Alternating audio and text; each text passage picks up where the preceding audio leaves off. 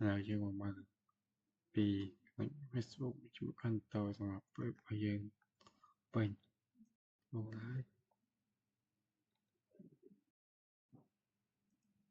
lá dương chung 18 developer còn 18 developer dương tàu thì mỗi dương tàu miền account chia developer vậy là sao cho miền Thái chẳng nhưng mình phải cảm đòn tự tế như cho mọi app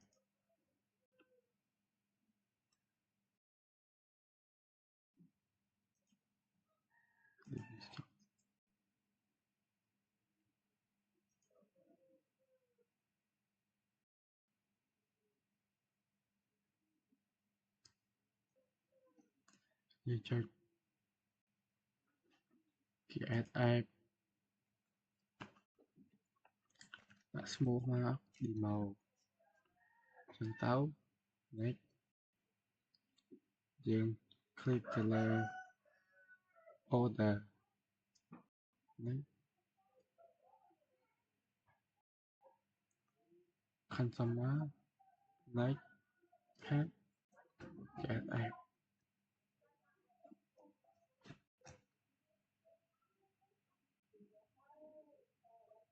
khác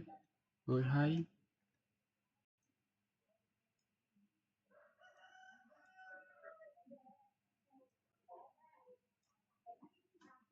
hay cho xây app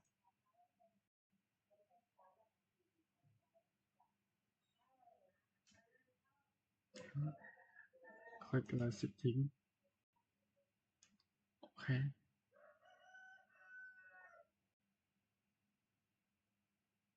ok rồi hay scroll một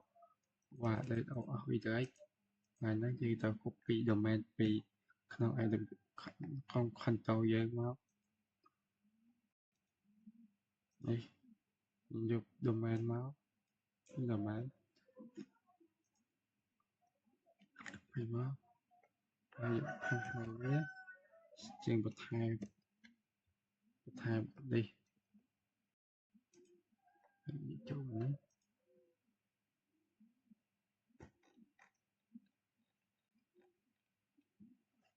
hai bộ các tôi tin nhau máu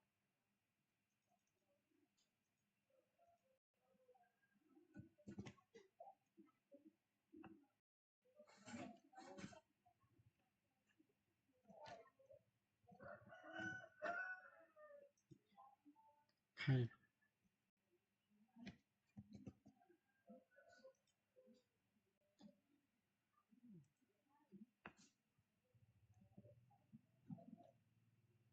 hay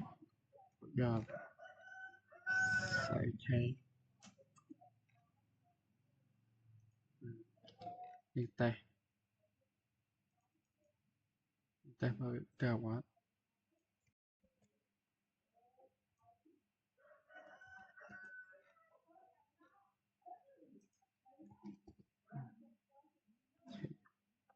không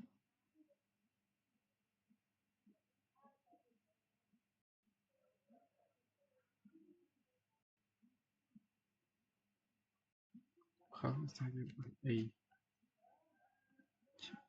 hết đâu hết đi cho một làm dụ ai như vậy dương chơi cho xong thì provider dương chơi add in thì provider dương chơi là Facebook ở đó sao được mình nhé dương chơi app ID app ID Facebook vậy bây giờ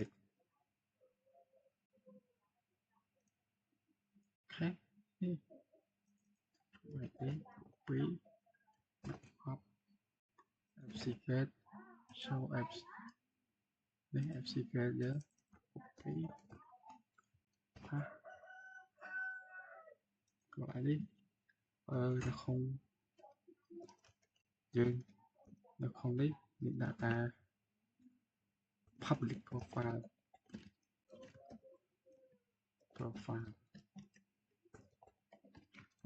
môi gồm hai chiếc email và tạm biệt các bạn Identity Provider. This hiện tại name. Okay. This provider. Okay, dùng bạn bạn trắng cho app là ai dân với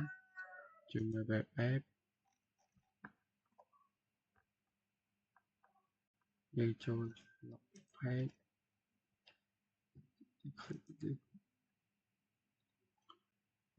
thì mọi cái được Facebook đó tab vì nó cái phone khác search information mới. Okay, like Facebook. This app is not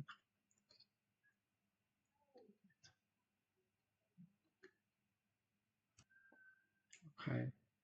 When I add error with it rồi sau đó dừng một file trở lại dừng với mình bố giữ like cho Facebook mình dừng với mình bố đã xa mấy khâu ra xa đây đã xa cái này nè tại sao dân mình lại trời chương trình tự đỏ cho những cháu đó khâu domain đi chụp xe con táo với hai dân cho màu đây đọc ai dân bên phải cái này khá đọc cái này khá như cái này ba nói cái này chứ cái này ba